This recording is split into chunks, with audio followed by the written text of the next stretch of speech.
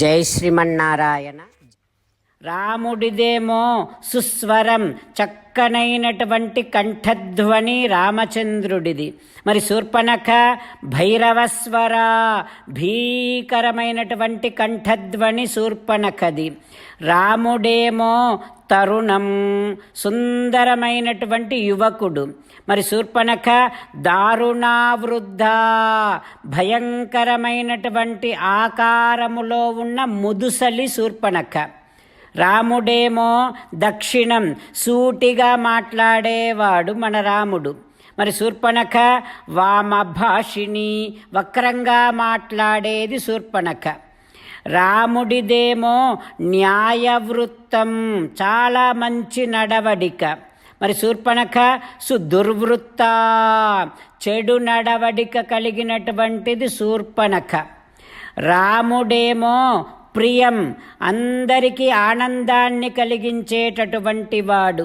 మరి శూర్పణఖ అప్రియ దర్శన, అందరికీ వెగటును కలిగించేటటువంటిది శూర్పణఖ.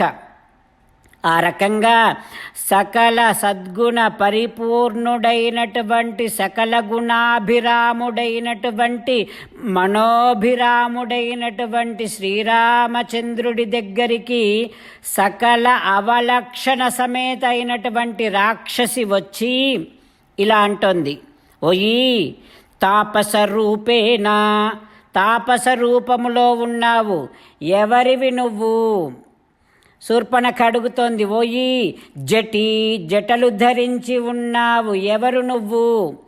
శూర్పణఖ రాముడిని అడుగుతోంది, సభార్య, భార్యతో ఉన్నావు, ఎవరు నువ్వు? శూర్పణఖ రాముడిని అడుగుతోంది, శరచాపధృతు, క్షత్రియ లక్షణాలు కనిపిస్తున్నాయి, ధనుర్బాణాలు ధరించి ఉన్నావు, ఎవరు నువ్వు? ఈ రాక్షసులు ఉండేటటువంటి చోటుకు ఎందుకు వచ్చావో చెప్పు అంటూ శూర్పణఖ శ్రీరామచంద్రుడిని అడుగు. అరణ్యకాండలో శూర్పణఖ అడిగినటువంటి ప్రశ్నలకు శ్రీరామచంద్రుడు రుజుబుద్ధితయా, అంటే ఉన్నది ఉన్నట్టుగా మాట్లాడేటటువంటి వాడు కనుక మన రామచంద్రుడు శూర్పణఖకు సర్వం ఆఖ్యాతుం ఉపచక్రమే, జరిగినది జరిగినట్టుగా, ఉన్నది ఉన్నట్టుగా చెబుతున్నాడు రామచంద్రుడు శూర్పణఖకు. అనృతం నహి రామస్య, అసత్యం చెప్పటం అనేటటువంటిది, అబద్ధాలు ఆడటం అనేటటువంటిది రాముడికి ఏనాడూ ఇష్టం లేదు.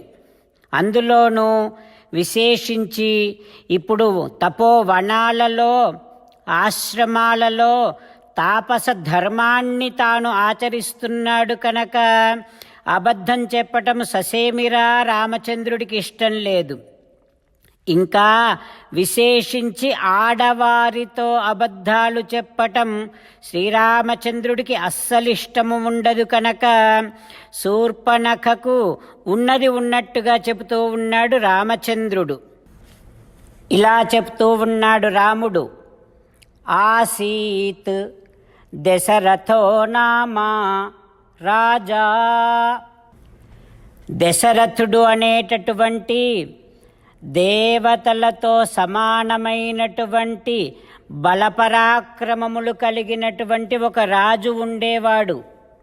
నేను ఆయన పెద్ద కుమారుడిని, నన్ను రాముడు అంటారు. ఇదిగో ఈ ప్రక్కన ఉన్నాడు చూడు, మా తమ్ముడు లక్ష్మణుడు, ఈయన పేరు. మాం అనువ్రతః, ఎప్పుడూ నాతోనే ఉంటాడు. నాతో ఉండటం అనేటటువంటిది మా తమ్ముడికి ఒక వ్రతం లాంటిది. సరే, ఇదిగో ఆ ప్రక్కన ఉంది చూడు, ఇయం భార్యాచ వైదేహి మమ సీతేతి. ఆమె నా భార్య, జనక మహారాజు కూతురు, ఆమె పేరు సీత. సీతారామచంద్రులను మనసారా ధ్యానము చేస్తూ పరమదయాలువు పరమశివుడు చెప్పిన పరమపావన రామనామాన్ని చెబుతూ మనము రామనామ గానము చేస్తూ ఉంటే అదిగో సీతారామచంద్రులు, పార్వతీ పరమేశ్వరులు, ఆంజనేయస్వామి, సకల దేవతలు, పితృదేవతలు, మహర్షులు, ఆచార్యులు, భాగవతోత్తములు అందరూ మనని చూసి ఆనందముతో అనుగ్రహిస్తున్నటువంటి దృశ్యాన్ని భావన చేస్తూ నోరారా రామనామగానము చేద్దాం.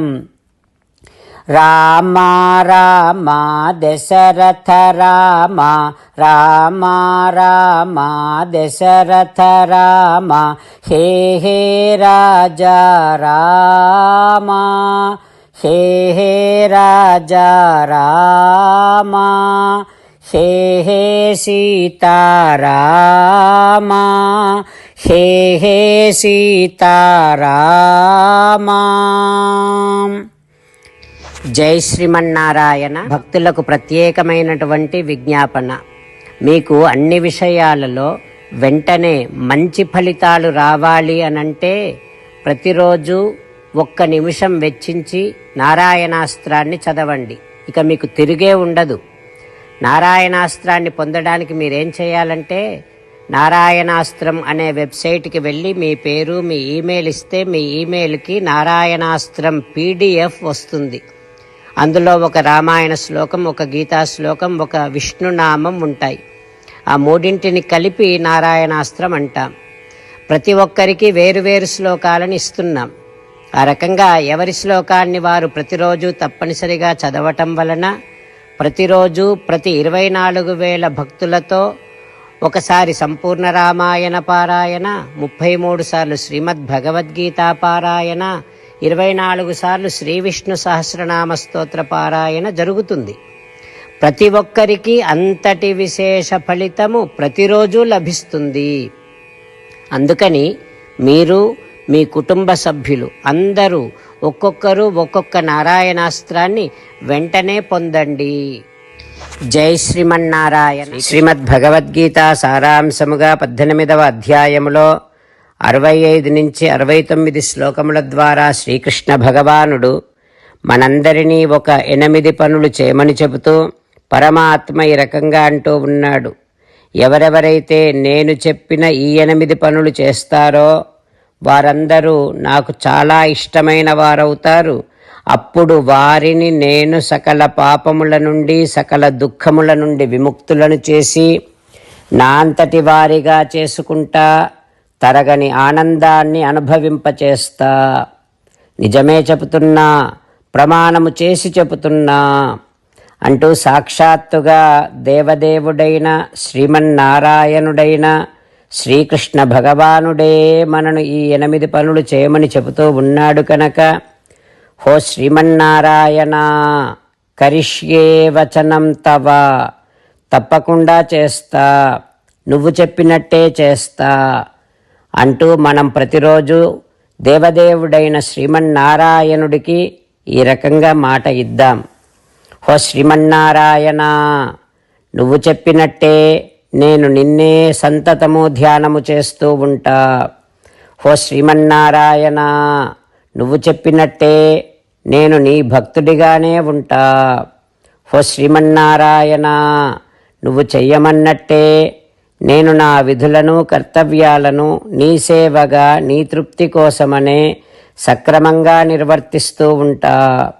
హో శ్రీమన్నారాయణ, నువ్వు చెప్పినట్టే నేను నీవాడిని అనే మహావిశ్వాసాన్ని సంతతము కలిగి ఉంటూ నా హృదయములో నీకే నమస్కరిస్తూ ఉంటా.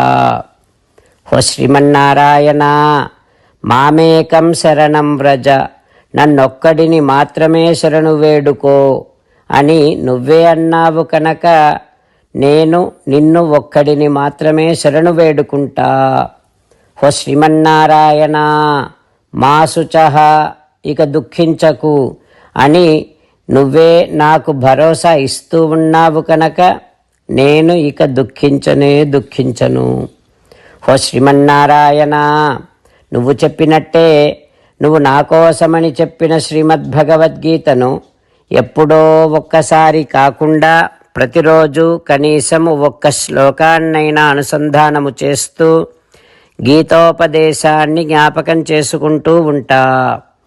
హో శ్రీమన్నారాయణ, నువ్వు చెప్పినట్టే నువ్వందరి కోసమని చెప్పిన శ్రీమద్భగవద్గీతను తెలియని భక్తులందరికీ తెలియచేసే నా వంతు ప్రయత్నాన్ని నిరంతరము కొనసాగిస్తూనే ఉంటా. ఓ శ్రీమన్నారాయణ, నేను నువ్వు చెప్పినట్టే చేస్తా, నీకు నచ్చినట్టే ప్రవర్తిస్తా, నీకోసమే పని చేస్తూ ఉంటా. కరిష్యే వచనం తవ. సర్వం శ్రీకృష్ణార్పణమస్తు. జై శ్రీమన్నారాయణ.